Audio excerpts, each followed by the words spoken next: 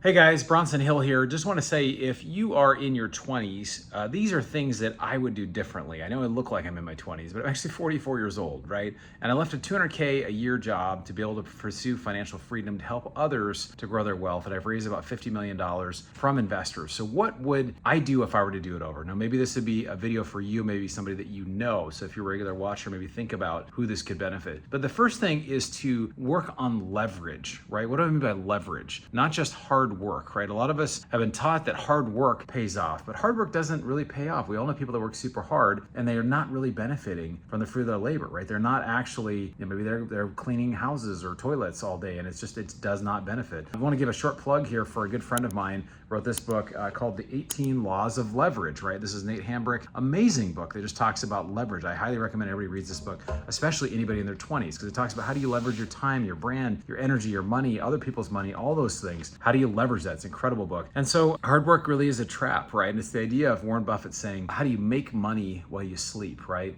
I started to realize when I got some passive cash flow from a rental house that I had, and actually it wasn't super passive, but it was kind of passive, and I ended up started with was $50 a month and $100 a month, and after a while it was $300-400 a month. I was like, this whole investing thing works, right? So leveraging your time, and maybe there's a way, instead of you doing work, maybe you can hire somebody else to do the work for you, right? I know a lot of people do this. They'll have a business and they'll say, I'll actually sell the service and I'll have somebody else do it and I'll make the split, right? And then I get recurring revenue that way, right? So that's all leverage, right? So it's kind of that return on hassle factor. How hard is it for what you have to do? Working smarter and not harder. So anything you can do as a young person to learn about scaling your time, about leveraging it, not just making more money, because doctors have a time for money trade, but if you can do things that you can actually leverage other people's time, other people's money, leverage your money to work for you so it makes money for you while you're sleeping, then you've got something you're really doing right. Point number 2 is network like your net worth depends on it, because it actually does, right? You want to network, and networking, good networking, I talk about this a lot. It's not just simply shaking hands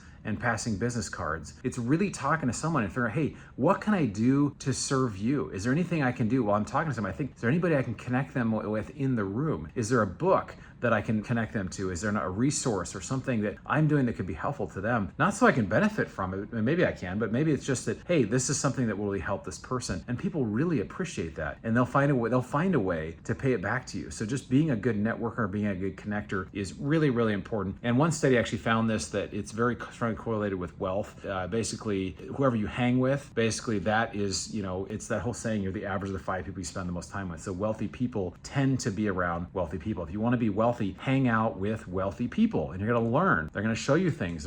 All kinds of good things happen. My friend Cody Davis basically just finds a way to network. He's 22 years old. He finds a way to network with wealthy wealthy owners of properties. And eventually they kind of end up giving a property to him, not giving it to him, but like seller finance will work with you, whatever, just because they like him, right? Which is huge. There's this theory called Metcalfe's law. It basically says that value scales not linearly like a lineup, but exponentially with connections. I think of a connection that I made where because I made that connection, right? I approached somebody and just like I talked about earlier, networking and really adding value, saying, what can I do to add value to this person? And I grew my net worth by $1 million over the next 18 months, just simply by making that connection. Absolutely huge. So look at every single interaction you make as an investment. It will serve you really well. And then the last point here is really invest for freedom and not retirement. If I were in my 20s again, I think what I would do is say, well, how can I build in all these bucket list things, this year, next year, over the next couple years, rather than waiting the whole plan of waiting until you're 65 and retiring and then doing all the stuff. Do it along the way. Find a way to build freedom, right? If you can build your freedom now, then I don't even really think we're made for retirement. Retirement is actually, it's an agricultural term that is when cows are put out to pasture to die. So retirement, unless you're a cow that's being let out to pasture, there's actually studies that show most people die within a few years after retirement. So if you're young, plan not to retire, but plan to live a life of freedom, doing something you're passionate about that you can do your whole life and you'll be excited about it, right? This is why the problem is a lot of people, about 65-70% of people are stuck in jobs they don't like. So set yourself up, even if you get paid less now, so that you can actually live a life of freedom and do what you want to do. So closing thought here, I really want you to see the life of your dreams, a life of freedom. It really involves getting around the right people, asking questions, providing value, being of service, and not simply deferring your life goals, right? It doesn't mean you have to be super a millionaire tomorrow, but just set yourself up over time that you're making good decisions, you're being around great people, and over time, that will have an exponential effect in your life. So value the education education, value their relationships, take chances, go for it, and realize that you will scale over time. So I appreciate you taking the time to educate yourself. If you haven't checked out my book, you can see it in the background there. You can go to Amazon and check it out at the link below. And thanks for taking the time to educate yourself. Please like and share this video, and we'll look forward to seeing you in the next one.